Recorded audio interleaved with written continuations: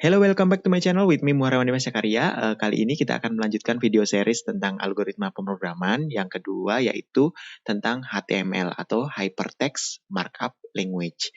Nah, HTML ini sendiri adalah sebenarnya bukan merupakan bahasa pemrograman ya, tapi merupakan bahasa markup.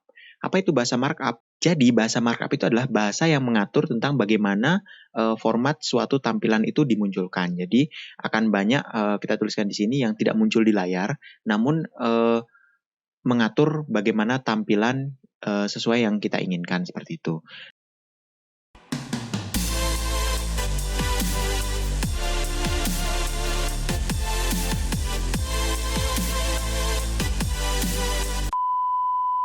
Nah, oke, langsung saja. Nah, di sini seperti biasa kita buka Playcode, playcode.io. Setelah terbuka, jangan lupa untuk login ya. Di sini pastikan sudah login dengan akun masing-masing supaya progresnya nanti bisa disimpan. Kemudian selanjutnya, karena kita fokus pada HTML-nya, di sini kita bisa hapus dulu ini script.js-nya karena kita tidak akan gunakan sekarang. Jadi saya blok, kemudian saya delete di script.js-nya. Selanjutnya di style CSS-nya, nah di sini yang kita perlukan adalah background dan color-nya saja. Jadi sisanya ini kita bisa hapus saja. Seperti ini, jadi sisakan hanya body tetap, background dan color-nya saja. Jadi tadi kita untuk script.js-nya kita hapus seluruhnya, kemudian style CSS-nya itu kita sisakan hanya untuk background dan color saja. Selanjutnya kita pindah ke yang akan kita otak-atik sekarang yaitu index.html. Nah, di sini untuk di Playcode itu apa yang kita ketikkan di sini itu sudah masuk ke tag body ya. Jadi sebenarnya kalau HTML, saya perbesar dulu.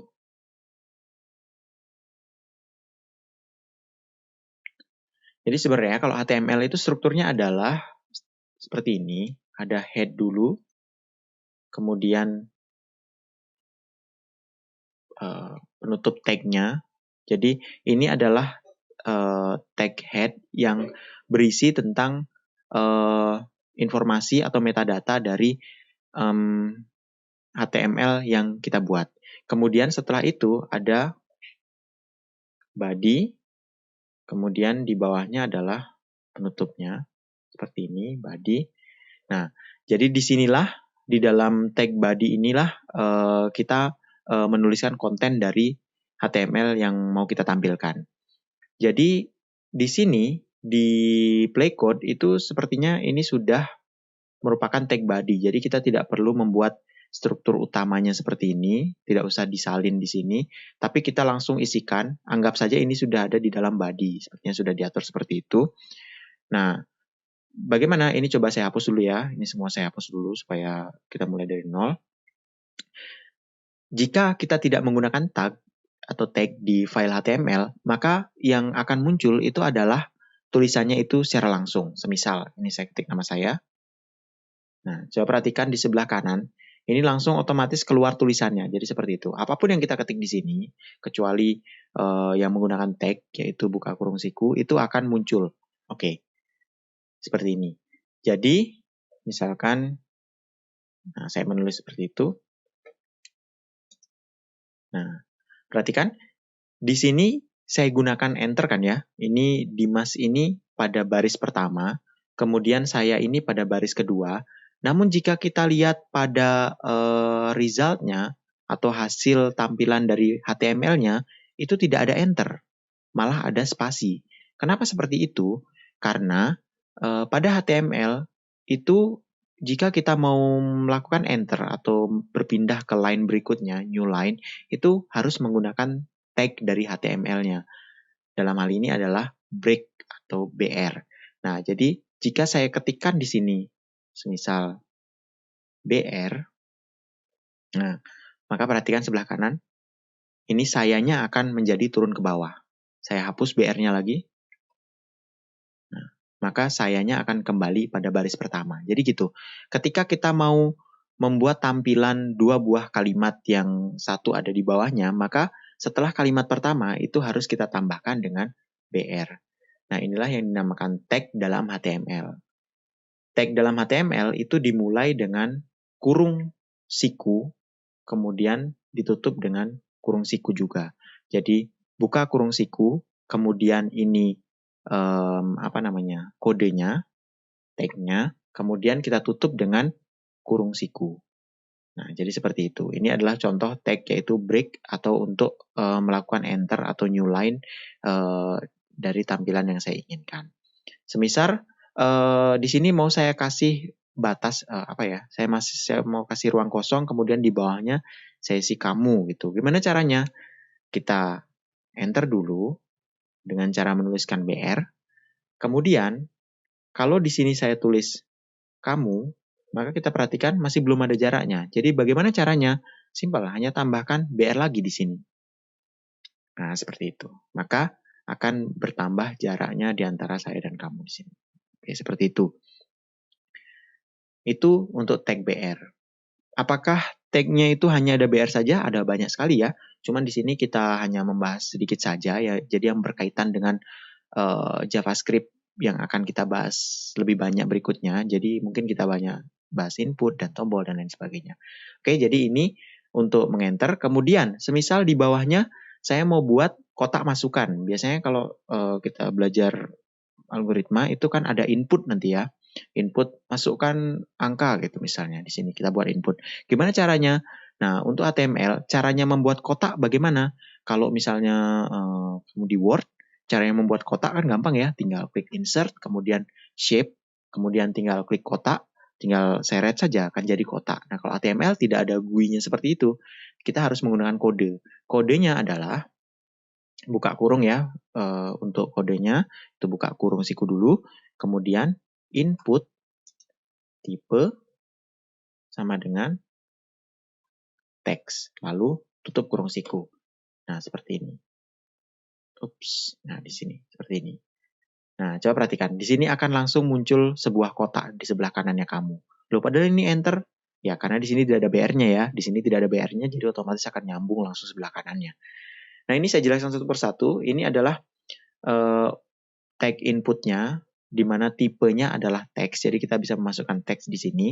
Kemudian teks ini jangan lupa dibatasi oleh tanda petik. Bisa jadi petik 1 ataupun petik 2. Coba saya ganti dengan petik 2 ya.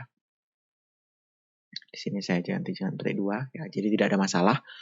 String atau menuliskan teks di HTML itu sama saja dengan JavaScript. Jadi pembatasnya adalah bisa petik 1 maupun petik 2.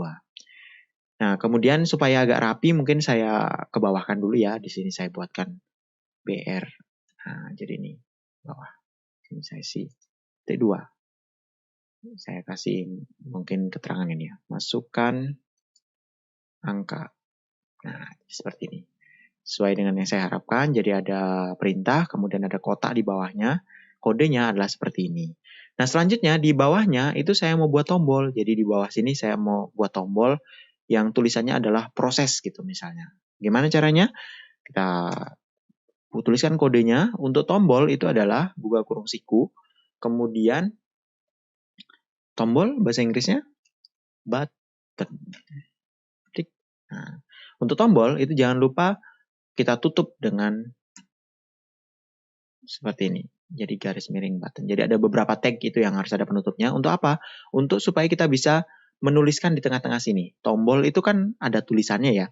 Kalau kotak ini kan nggak ada tulisannya, kotak gitu toh. Tapi kalau tombol itu kan biasanya ada tulisannya.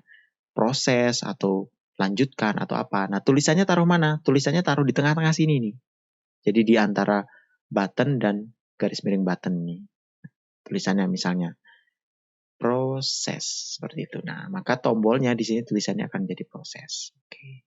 Ini kok kurang rapi, kurang ke bawah.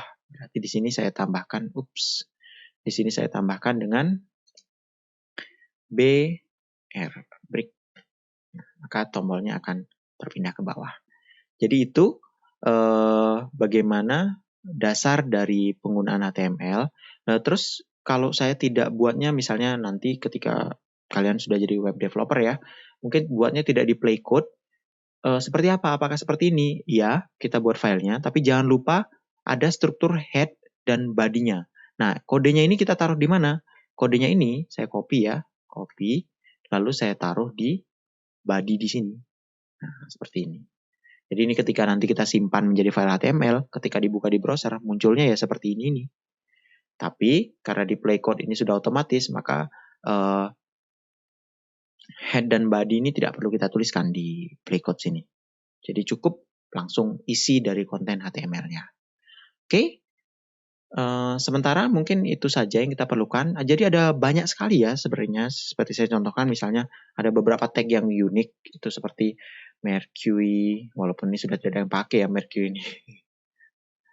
Tes Mercury. Nah, perhatikan apa yang terjadi itu, ada tulisannya jalan dari kanan ke kiri. Tapi pernah nggak kalian lihat website ada tulisannya seperti ini? Ya norak sekali ya, tapi ya ini salah satu warisan dari web zaman web berapa? Web 2.0 apa web 1.0 itu. Jadi